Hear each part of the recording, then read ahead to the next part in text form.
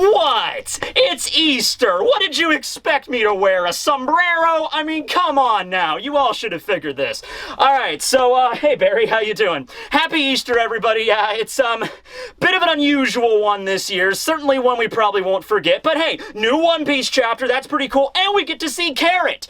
Not much of her, but hey, you know, Oda included her in this chapter, and I'm very proud of that.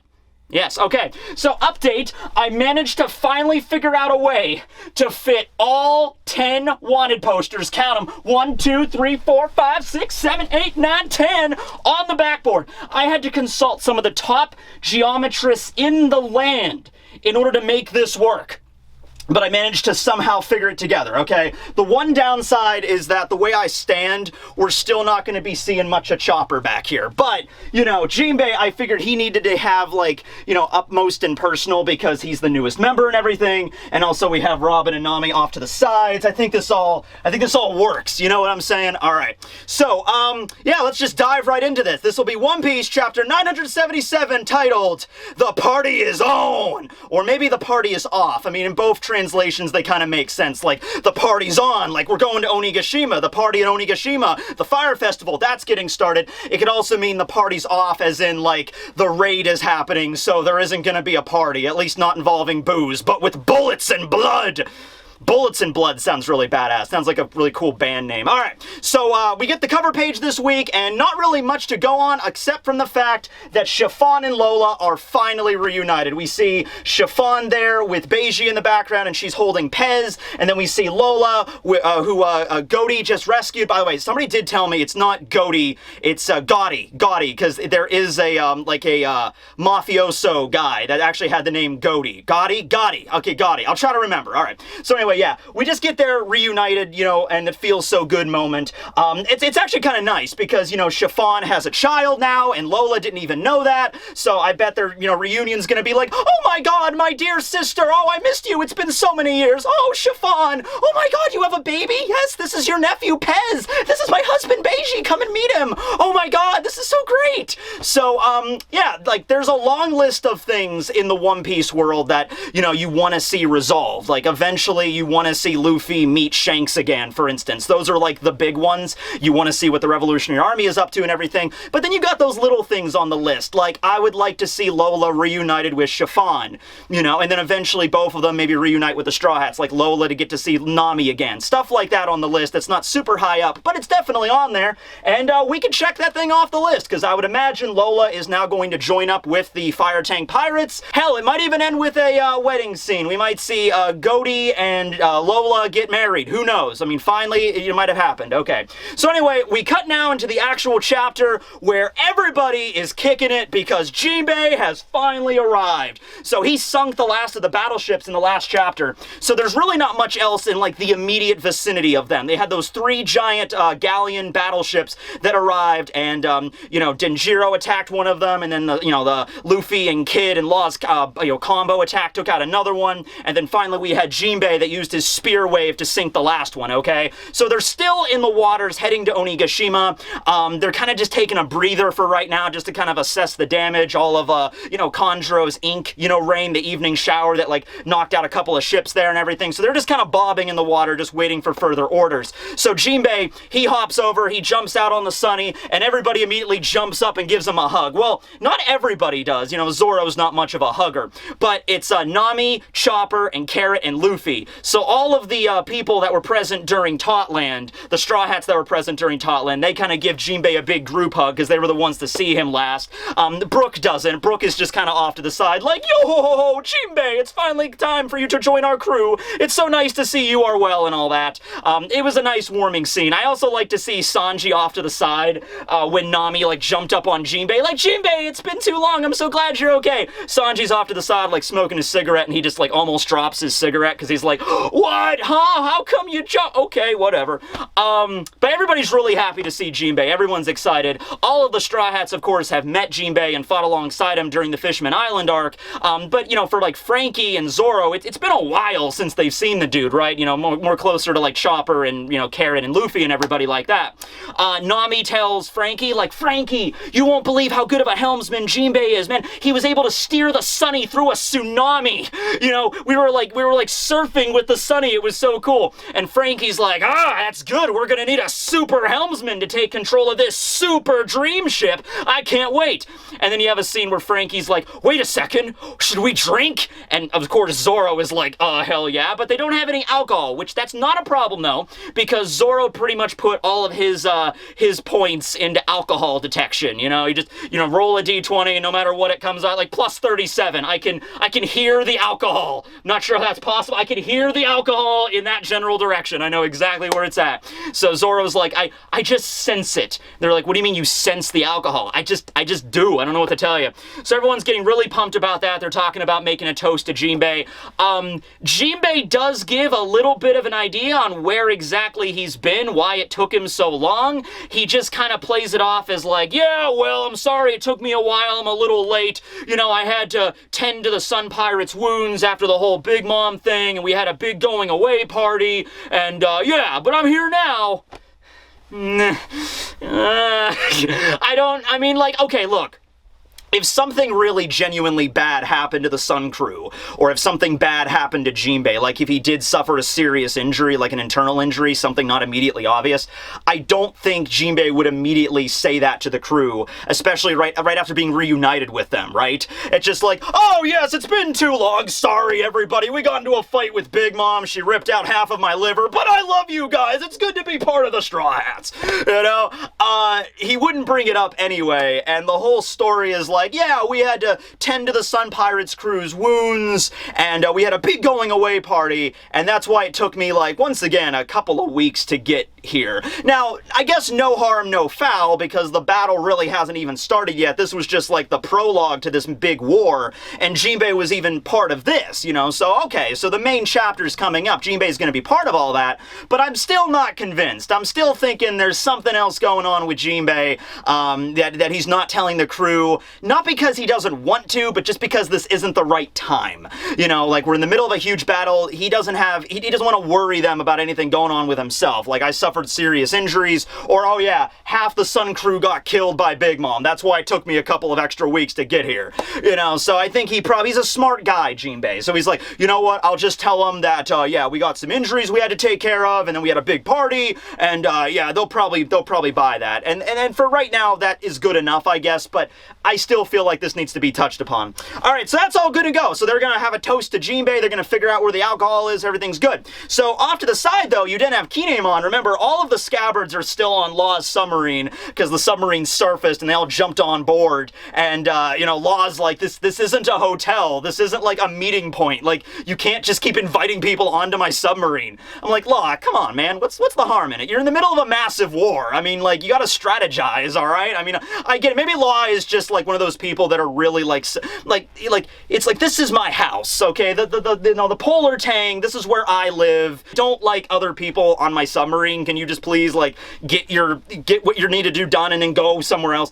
So anyway, Kinemon is there. He's like, hey Straw Hats, you need to come over here. I need to talk about the plan with you guys just to make sure everything works out, because yeah, we just kind of like shotgunned it this time, but it's getting kind of rough from here on out, so I'd rather we all be on the same page here.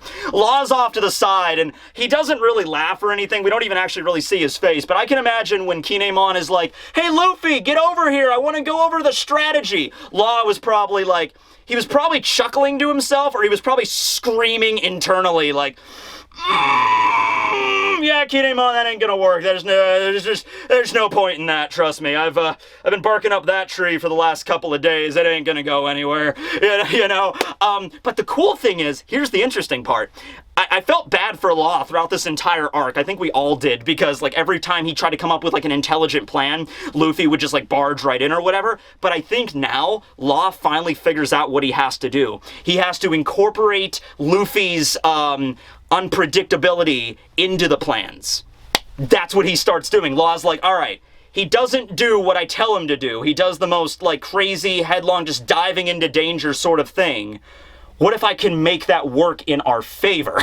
So I think that's what Law is finally thinking. It's like, he's the tactician. I'm like, all right. So anyway, yeah, Luffy and they don't come over. Instead, it's Sicilian. Sicilian, one of the musketeers, one of the minks, he jumps off the Sunny and he lands on Law's submarine, and we get his epithet. I don't know if we got his epithet before this, but we get it right now, and it's full power Sicilian! So the dude's epithet is literally, this is my full power, which I don't know if is a good thing or a bad thing. Alright, because if Sicilian is already at full power when he starts the fight, I mean, he doesn't even have, he can't be like, this isn't even my final form yet. Like, no, he jumps into battle and he's like, behold, this is my final form. But I guess not really, because his Sulong would be his full power. So, hey, maybe the epithet stands for, like when he does go into Sulong, he's the mink that's the most skilled with that. I mean, we would like to figure that Inuarashi and Nekomamushi would be the ones that are most skilled at their Sulong forms, but not necessarily. And also, Neko's not there right now, and Inuarashi is, he's missing a freaking leg. So, it might be that Sicilian, he's the younger one, he's the leader of, the 3 musketeers of Inuarashi's army, so it's very possible that he might be, like, the strongest mink. Now, that also might not be saying much. That's like saying Pell is the strongest warrior in Alabasta, which he was, and when we see what happened with that. Well, okay, Pell did manage to tank an entire nuke, so I guess he does have the skills to pay the bills on that particular front. But yeah, Sicilian, keep an eye out for him. All right, so Sicilian, he wants to listen to the plan, but he also mentions, he's like, hey, listen, Master, Inuarashi, you, in this particular battle, you're normally a leader of the minks, but right now you are a member of the 9 red scabbards, okay? So you're going to be fighting with Kinemon and everybody. You're not going to have enough time to, like, order the minks around, so let that duty fall onto me. And, he's kind of like his second in command anyway, honestly, so Inuarashi's like, yes, I understand, and I trust you to it, Sicilian, you should be alright. And so that's the situation. So, Sicilian is going to direct the minks, the mink forces. Then you have Hyogoro, and he's like, well, it might be a bit presumptuous of me, but allow me, Hyogoro of the Flowers, to command the samurai that we brought with us. Alright, because we have to order this out in a certain way. We can't just have everybody just charge into Onigashima. That is not a good idea, unless you're the Straw Hats. In any other circumstance, if any other samurai just decide to charge the gates of Onigashima, ain't gonna end well. So, Hyogoro's gonna command the samurai, and then you have Sicilian, ordering around the minks, so that's good. And then you have the 9 red scabbards that are gonna be under Kinemon. Okay, we're good. So, now we get the plan. And in part of this plan, we must see a map of Onigashima. That is right. We got a battle plan for Onigashima. All right, you guys ready for this? I need to make a bit of a costume change. I'll be right back. Here we go. All right, okay. Gotta get in character, Matt. Get in character. All right, here we go. All right, man. Listen up. The enemy is right here, fortified inside a Muffin Mountain. Now, it is a cranberry muffin, so that means we do have our work cut out for us. But I believe in every man, woman, child, and rabbit person in this entire motley crew of an army that we can charge in there and we can take Kaido's head by sundown. Who's with me? All right. Now, you might be thinking we could attempt an air assault. However, they got a damn pteranodon. That's right, dinosaurs. We're fighting dinosaurs inside of a freaking muffin today. Bet you didn't think that was gonna happen when you woke up last week, but guess what? It's happening now, so it's time to nut up or shut up. All right, now, what we have here is an impenetrable fortress of porcelain. It's impossible to get around from the side. The only main entrance is right here next to this slab of butter. We're gonna push through the butter, ladies and gentlemen. Slam right through that butter like we're a freaking knife buttering toast. So we're gonna slam right through that butter. We're gonna get inside that muffin, and we're gonna raise hell. Now, you might be thinking that's the stupidest plan possible. There's only one main entrance into this entire muffin fortress, and we're just gonna dive right in. You might be saying that is the single stupidest maneuver in tactical warfare in history, but that's why it's fucking brilliant. We have something that they don't have, and we have a Luffy. That's right. This right here is the main character of the damn series. You know you can throw him into pretty much any situation and he will not die. Except in this one particular instance. Now, on top of Luffy, we also have a kid. We're not throwing children at the muffin. We have Eustace, Captain Kid. He can make a mechanical arm and punch things with it. You know he's not to be messed with. All right, man. So that's the battle plan. Charge forth! Victory screech! Ah!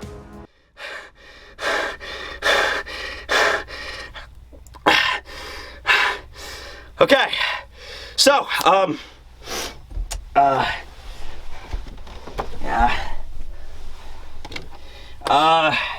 Got a little bit, carried away there. Everybody, just gonna get, there we go. All right. So, everybody on the same page now? Everybody good? All right, well, anyway. I don't really know how I transition out of that, so I'm just gonna keep on going. Alright, so, yeah, this is an image of Onigashima, alright? It looks slightly less like a muffin in my rendition, but we're just gonna go with it. Alright, so, the, skull mountain in the center is in fact a mountain, alright? Many people thought, like, is, like, the whole thing like Kaido's base? No, it's, like, literally the size of a damn mountain. Like, it's huge, alright? So the whole thing is not the base. Inside of the skull, inside of the mouth, I'm guessing there's a giant cavern. That is where Kaido's mansion is, okay? So it probably doesn't take up the entire manor. I mean, the entire mountain. The entirety of Onigashima, aside from the Skull Mountain and the very opening at the beginning, is all mountains. Very mountainous ranges just covering the entire island. The only way in is through the front door. Alright, you got the Torii Gates, which is stationed outside of it, sort of like a fortress on the ocean. Any ship that would attempt to go in the main door that isn't like an ally ship would just be bombarded to pieces by the Torii Gate, okay? And then after the Torii Gate, there's a canal you sail into, and there's a little bay in the center where all the ships are docked, and then after that, you could go into the skull. Now, remember, the rebellion did obtain the blueprints to Kaido's mansion. Alright, you know, Frankie went all over town and they found that, and turned out that Ashura Doji had them the whole time. Okay, so you got the blueprints to Kaido's mansion.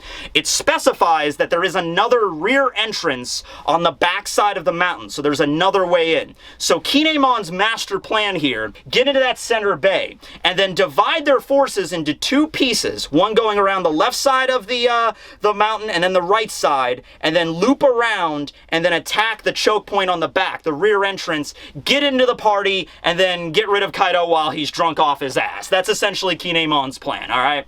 Now, Denjiro is off to the side looking at this plan, and he's like, right, yeah, so this was the plan that you told Kanjuro. Kinemon's like, well, yeah, so this is the fake plan. Yeah, right, okay, cool, right, okay, so we're all on the same page. This plan is stupid as hell. So what's the real plan, Kinemon?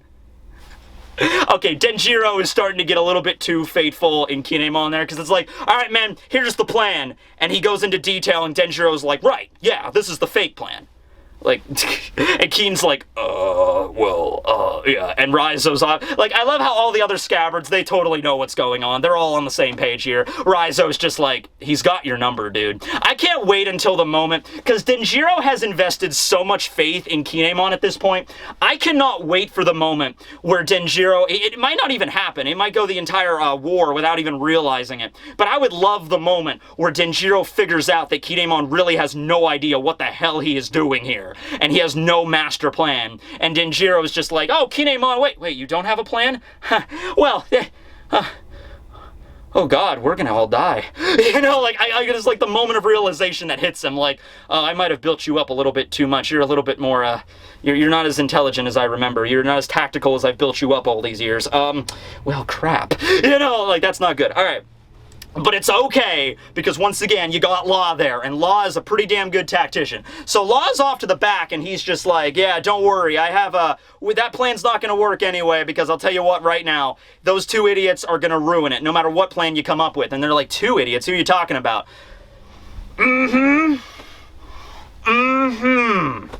Luffy and Kid, and Law is planning for that, and he's like, look, those two are going to charge right into it. You can't stop them. You can't order them around. They're just going to attack the enemy.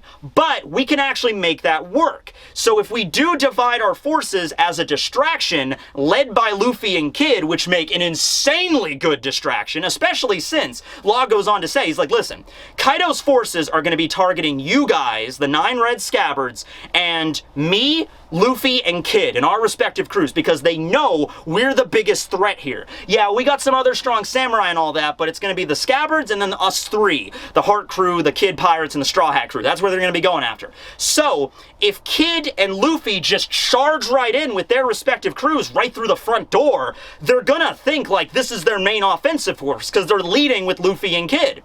So what we can do in the meantime is we can take my submarine and we could go underwater. Now, normally basically there's a bunch of whirlpools that are kind of like hard, make it difficult for a ship to dock anywhere on Onigashima. You basically have to go right through the front door if you're going to gain access to it at all. But with the submarine, you can kind of avoid those whirlpools as best as you can, and we don't even need to dock on the shore, because I can use my devil fruit power, the Oppi Oppi no Mi. I can get us close enough to shore, open up a room, and then I can just warp you from the submarine right onto the shore of the actual island. So that's the plan. And Denjiro's like, oh, that's a good... Kinemon's like, oh, yes, La Dono, yes, well, it's a good thing that you're the one that explained it. I'm not very good with words, so it's a good thing that you explained the plan that I came up with. Denjiro's like, Keen, such a brilliant man.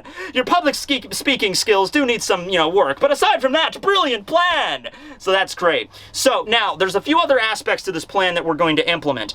Basically, what they're saying is that they're going to use one of the scabbards to kind of lead each force. They kind of need to have, they can't make it super obvious that it's a distraction. They can't do that. All right, so if Kaido realizes, hey, a bunch of random no-name samurais are going around the side of the mountain, that might be like, okay, that's obviously a distraction. There's none of the heavy hitters there. So they got to separate up the scabbards. Like one of the scabbards, like Denjiro will lead one of them, and another scabbard will lead another group, kind of a distraction, like around the mountain, and then Luffy and Kaido go straight through the center, and then the rest will be sent on shore via Law's Oppi Oppi no Mi, and then they can rendezvous together, and then they can attack that way. Okay, so that's the new plan, and so thank God for Law, right? Because if it wasn't for him, they probably would have all gotten slaughtered. Okay, so right now, moving on, they hear a massive explosion in the distance, and they look around, and Law is like, speaking of, I don't see the Straw Hats anymore. And everyone's like, huh? And then just boom, boom,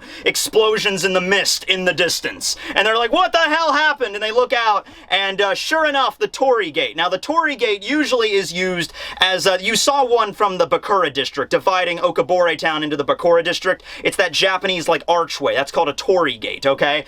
Usually it's used to represent entering a holy place, like a shrine or a temple in Japan.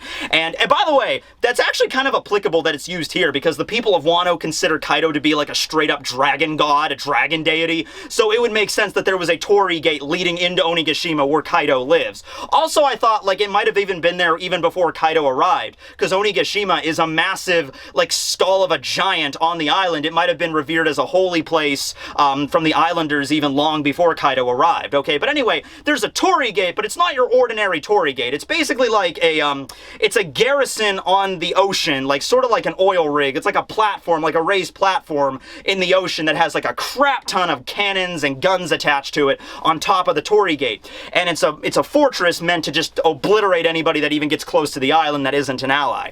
So the Straw Hats, of course, just land and just devastate everybody. Because Denjiro is like, oh crap, I forgot to tell them about the Torii Gate. All the people there, they're going to be partying for the fire festival. If they see us coming, they're going to get annihilated. And then they're going to report back to Onigashima that we're launching our raid. And Law's like, yeah, no, don't worry about it. It's cool. We're all right. And so we get to see awesome scenes, and I know Oda has waited a long time to draw these. We get scenes from pretty much all of the Straw Hats just doing like their moves and just beating the crap out of these random guards on this sea base. You see Luffy just, boom! Jinbei knocks somebody down. Brook uses Soul Solid to like freeze somebody. Frankie just boom into the wall. You got Sanji just casually. Sanji's so chill. He's just like with a cigarette in one hand, and he's just like, boom, and he's just kicking somebody off to the side. Robin uses her giant feet to crush a person. Don't worry about, the person she crushed, though. I guess he did. He might have been into feet. That might have been his things. He might have been into feet or legs, and that's the way he always wanted to go. So everything worked out there. And then you get Chopper, Usopp, and Nami that are all hanging out. I guess I should have put Sanji over here, so it could have been Nami, Usopp, Chopper, but yeah. Anyway, they're all hanging out on the Sunny and just hiding behind it and just being like, yeah, that's good, guys, that's good. Now, it's understandable that Usopp would do that. Usopp's got to save all of his power for the actual war, right? So he can't... This is the small fry. Let Luffy and Jinbei take out the small fry. Also, Zoro. Zoro gets involved too, and Zoro actually... He's already busting out his Enma. Because we see a scene with him slicing down some random guards, and he is using Enma with his right hand. So I was a little maybe not disappointed, but I was thinking maybe because Enma is such a difficult sword to master, I was thinking Zoro was going to hold off on using it until he really had to. I thought he was going to mostly rely on the Kitetsu and the Wado until he actually got to a serious opponent like King or Kaido himself, and then he was going to like bust out the Enma because it's like such a hard sword to rein in. But no, you know, one fact is the fact he's using it right now, and he's using it so casually. I think at least right now he's got a pretty good handle on it. Now keep in mind though, I think the more battle damage that Zoro incurs in this fight, because he's going to get a few hits eventually, maybe the weaker he becomes, the more damaged he is, he loses his focus and maybe his control over his haki, and maybe he won't be able to wield Enma as well if he's like severely injured. So maybe keep that in mind as a possibility, but for right now, when he's at full power, ready to go, and when Sake is on the line, he wields Enma pretty damn flawlessly like any other sword. So that's at least his training paid off there.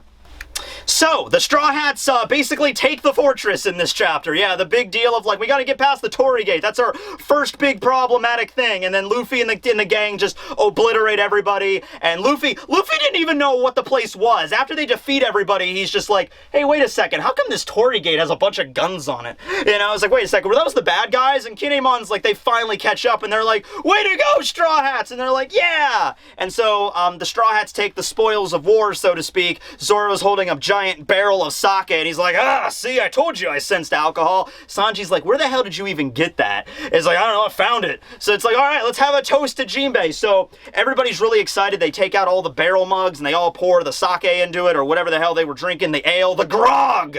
You know, this is official Onigashima grog, made with the finest of muffins. You know, so they're all about to do a big, toast to Jinbei, kampai, when all of a sudden, Kinemon and the rest of the samurai are all congratulating everybody. He's like, thank God for the Straw Hats. Good thing you're here. You're so powerful. When we can actually maybe do this because you're here. And all the samurai are clapping and everyone's like congratulating the Straw Hats on their victory. So then Luffy at the last minute is like, wait a second, everybody. Give me your cups. Give me your mugs. It's like, no, guys. I changed my mind. Let's not have a toast right now. Let's wait until we win. Let's wait until we defeat everybody, and then let's have a toast with all of them. All the samurai, all the scabbards, all of the minks together to celebrate our victory over Kaido and Orochi and Big Mom, and to celebrate Jinbei finally joining our crew. Let's wait. Let's not ruin it by doing it right now. And, everyone's kind of like, especially Zoro, was like, well, all right, I guess it would taste pretty damn good when we finally do get to that point, right? I mean, that would be pretty damn good sake after we take down not one but two Yonko plus an Orochi. Yeah, that sake is gonna taste like freaking, like, just ecstasy in liquid format. Just, I can see God! He's right there! So they decide to wait off on the toast, okay? But there's another issue here. We now have the Victoria Punk, the ship of the Kid Crew, arriving from the rear, also heading right through the opening, because it's wide open right now. The Torii Gate was the barrier, basically protecting the entrance to Onigashima, that little canal in that bay. So now they're just heading straight for that. And Kid, you have to think about this for a little bit. Kid and Killer, this situation, they have like a personal vendetta against Kaido. I mean, yeah, Kaido's done a lot of messed up things to the Kozuki clan and everybody, and Momo, and a lot of good friends of the Straw Hat crew. But Kaido has yet to really mess with any of the Straw Hats, directly. Momo, and like obviously sending Jack to destroy Zoe and everything. So yeah, the Straw Hats won to defeat Kaido, and also Kaido, he smacked Luffy right in the face. But that's not what I'm talking about. No, this is like, it's because of Kaido and Orochi that they changed Killer. Okay, Killer had his laugh, pushed to the front, something he was always self-conscious of, something that he never wanted everybody else to hear, and now, basically, because of Orochi and Kaido, he's being forced to laugh and become cheery and merry, which is not what Killer wants. And so Kid and Killer are, like, best friends growing up, and so Killer is like, fa, yeah, we're gonna do this, and Kid is just like, oh, those bastards are gonna pay, for screwing with my best friend. I mean, this would be like the equivalent if, like, Kaido sliced off one of Zoro's arms. How do you think Luffy would respond to that? He smacked Luffy and knocked him out and everything, so Luffy has a vendetta against Kaido and all that, but, they did something really bad. Something really bad here. This would be, something even worse. This would be like if Kaido ripped off Brook's afro. How do you think Luffy would feel about that? like something super precious to one of his crewmates just got destroyed, Luffy would be furious. He'd be like a raging animal. Okay, that's kind of what you kind of, so you could kind of feel Kid's perspective here. Just like, no, screw you, Straw Hats. We're charging right in. We're gonna be the ones to rip his head off. Okay. Now it is kind of a nice moment because you have the other members of the Kid crew, like you see Wire and Heat there, and they're also cheering the same as Kid. I mean, same as Killer. So Killer is like, fa fa fa fa fa fa fa fa. Now he's got his mask on again, so you can't see his face, but he's still laughing and everybody can hear it. So the rest of the crew, they don't judge him for that. They have an ultimate act of like solidarity. They're like, fa fa fa fa fa fa fa fa. That is the new war cry of the Kid pirates. Fa fa fa fa. You know, and so yeah, that's a really great scene because that's just like there might be punk rockers. They might be a little bit more rough and they might like torture people that laugh at them and stuff. So they're a little bit more intense than the Straw Hats. But they still got that they're still a family. They're still nakama. They still look out for each other. And if one of them, you know, gets something like screwed over, they all charge in. Okay, so they're all standing with Killer here. Nobody's making fun of him, and you know they might even like, you know, I say we change our names to the fa fa fa pirates. It'd be like, yes, for Killer. You know, it's like, thank you guys so much. Fa fa fa fa. Thank you so much. Fa fa fa fa. So I'm hoping there's some way they can maybe cure that at some point, but it might be like a brain injury from the smiles. We have no idea what it's like. So the Kid crew is charging in, and then Luffy just says to Jinbei, like, we can't let those guys get there first. Jinbei, I want you to beat them in a race. And Jinbei just kind of casually sits down at the helm, and he's just like, yeah, all right, Luffy, let's go. And he's just like casually sitting down and just steering the ship, and just like, hey, oh man, I can't wait till Frankie shows him all the different gadgets. Like, they already had the gadgets, like the Kude Burst during Totland and everything, but Frankie actually knows how all this shit works, like, properly. So he'd be like, oh, Jinbei, you want me to set up a Kude Burst? Oh, I have the perfect idea. You know, like, and Jinbei's like, oh yeah, if you could do that, that'd be great. And then they just fire and rocket right into Onigashima. I can actually see them doing that. Like, they get close to the freaking mountain, like the bay, and just Kude Burst and just boom, rocket right over the bay and just slam right into the skull's mouth and just crash the Sunny right into it, and it'll be fine. And it's like, all right, Kaido, we're here to party. Speaking of a party, we now get the last scenes of the chapter. We cut over to Onigashima, where the fire festival is getting set up. We get silhouettes of a lot of people, or just like, we don't get to see a full image of anybody, really. We get to see Orochi being like, you know, talking to a bunch of women, like, now get over here now, women, because I am Lord Orochi. Oh, you're gonna make me chase you around the Skull Mountain. It's the fire festival, and all that. Then you get to see Kaido just drinking and just, ugh, where's he at? Where's who, sir? My son! We'll look for him. He should be here. It's the festival, damn it. Glug, glug, glug. It's like, all right, sir, we'll go look for him. Pause for that. Just a moment. We'll get back to it because the chapter's almost over. A couple more scenes, and we'll address that. All right. So the next is he also asks, you know, where's Big Mom at? She should see him too. And then he's like, oh, she's getting her kimono put on. So then we get to see a silhouette of Big Mom and a bunch of other women. I actually thought at first like she was eating one of them, but no. A bunch of other women are just helping her into the kimono and presenting her with flowers and everything, but we don't get to see her face yet. And we also see one of the numbers. The numbers are in a room, and they're in silhouette still, and they're just drinking, because we know the numbers are really hard drinkers and really difficult to deal with when they're, like, intoxicated. So they're drinking, and then finally, somebody is like, you know, Lord Kaido, the Tobiropo have arrived, the 6 flying headliners. And Kaido's like, yeah, that's good. I want Lin Lin to meet them. And so then the last scene is we get to see just the feet and like part of the legs and the outfits, like the lower parts of their bodies, like literally just like their knees down, of the Flying 6, of the Tobiropo walking into Onigashima, into the hall to present themselves to Kaido. So far we know that that Drake is a member of the Tobiropo. These are Drake's legs right there. I know Drake's legs when I see them. And then we got page 1. I actually went back and tried to look during the fight. We don't get that many close views of, at least like not in the pictures I've seen. Probably if I went back like through the whole episode and look, we could see his like feet. But remember, page 1 spends a lot of time in his Spinosaur form. We only get to see him in his hybrid form at the very, very end. But I'm thinking, you know, considering all the other feet, I'm figuring page 1 is probably also in the back behind Drake. We also get to see another one that's wearing a long cloak and a sword. He's got a sword on him. We can kind of see that, like the bottom part of the sword in the shot. And then we have the guy up front that's wearing some pretty fly loafers. And we also have a woman. There is a woman that is a member of the Flying 6 of the Tobiropo. You know, we have some slender feminine legs and some heels in the background there. And the other ones just seem kind of normal. You know, like sandals or shoes or just a normal outfit or whatever. Nothing really that strikes the eye. So, yeah, the Toby Roppo, I'm really pumped for them. I'm wondering if the order they're walking in corresponds to their order of strength. So Drake is kind of like in the back. Let me just pull this up really quick just to, like, so I can see here what the, so the guy with the fancy loafers is walking up front. So that might be the strongest guy. And then we see, I think the woman is right behind him, and then the dude with the sword. And then we have Drake, which in that logic, Drake would be the fourth strongest. Once again, this is just an opinion. And then we have two others behind him. So it would make sense that Drake is stronger than Page 1. So maybe Page 1's in the far back. He's the 5th or 6th member that arrives.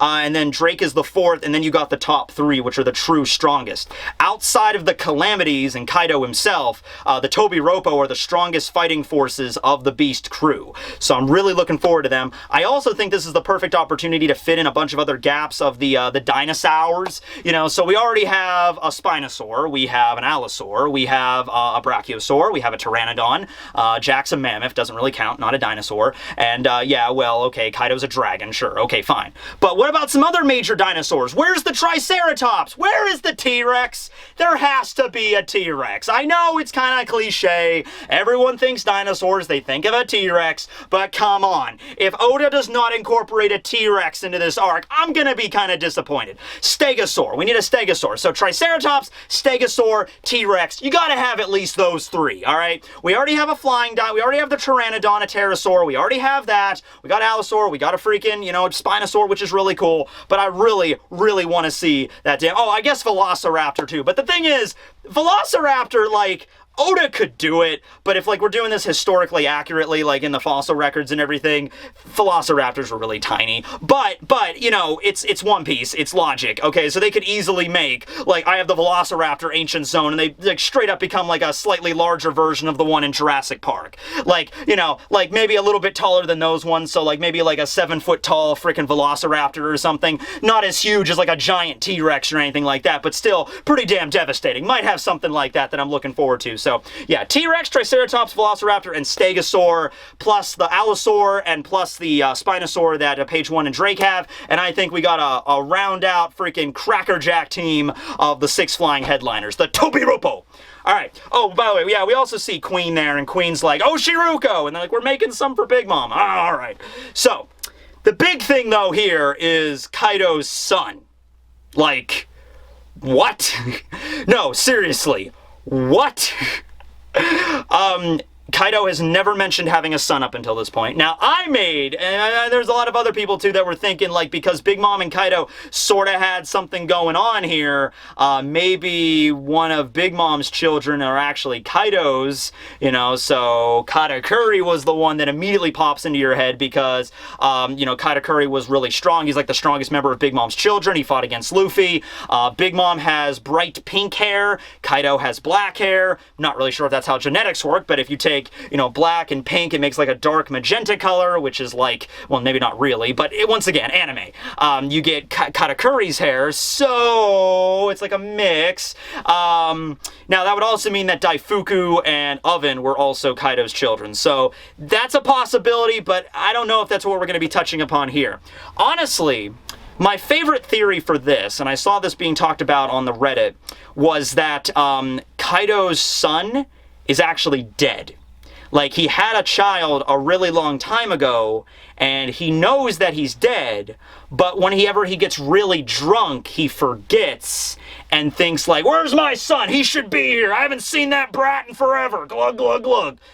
Forgetting that his son is dead, and the other members of the crew just kind of play along with it and been like, oh yes sir, Kaido, we'll go look for him. Because it's like, as soon as he sobers up, he remembers. And that also might give you an idea on why Kaido drinks so much. That is a total Oda maneuver. Why does Kaido drink so much? Oh, because he's a really strong dragon! Glug, glug, glug! No, it's because maybe he lost his child. He's dead, and whenever he gets drunk to forget that he's dead, but when he does get super drunk, he does forget to the point where he asks where his son is at. Like he just saw him yesterday or something. Or, damn, I haven't seen that kid in like a week. Where's he been? Look. Now, if it involves Big Mom in any way, not necessarily. But that's what I saw that theory pretty early on when the spoilers were out, and to be honest with you, that's something I'm probably going to tie my theory wagon to until we hear otherwise, because other than that, Kaido or the Calamities or the other headliners have never mentioned Kaido's child. Ever. This is the first time this has even been implied that Kaido has a child. So this might have happened a really, really long time ago. This might have happened long before Kaido was even in Wano. You know, long before 20 years ago, long before Odin and all that stuff, Kaido lost a child, and that's why he started drinking like a freaking, like he's just a brewery, you know? If there's any other theories, like maybe, I mean, like, I was thinking, like, what if Katakuri is Kaido's child, and, you know, that's the reason he never got mentioned, is because he was living in Totland. He's like, Mom got the custody rights, and now finally, when Big Mom has been reunited, maybe Katakuri did arrive at Wano finally. I mean, it's been some couple of days since the last time he could have arrived, I guess, and then that's why Kaido's excited. He's like, I'm excited to see my son! I haven't seen him in like 30 damn years! Get him in here! That's more of a long shot on my opinion, but yeah, so that's the chapter, and unfortunately we actually got a break coming up next week, so we don't got any more One Piece for 2 weeks, but I mean, beyond like some like really brief cleanup operations, I think we're ready to go. You know what I mean? I think we're definitely ready to go, starting the plan, moving the people around the mountain, getting Law to like send people to the shore, Luffy and Kid racing into the mouth of the skull, and seeing what the Fire Festival really has to be before the party gets crashed. So we got a lot of stuff on our plate right now. Let me know below what you think about the whole Kaido's child situation, you know, and then the Toby Roppo, let me know about that, what you feel about them. So yeah, really solid chapter, really fun. Welcome to the team, Jinbei. It's going to be a blast. Tekking101 and Barry, signing out. Later, everybody. Happy Easter. Yeah.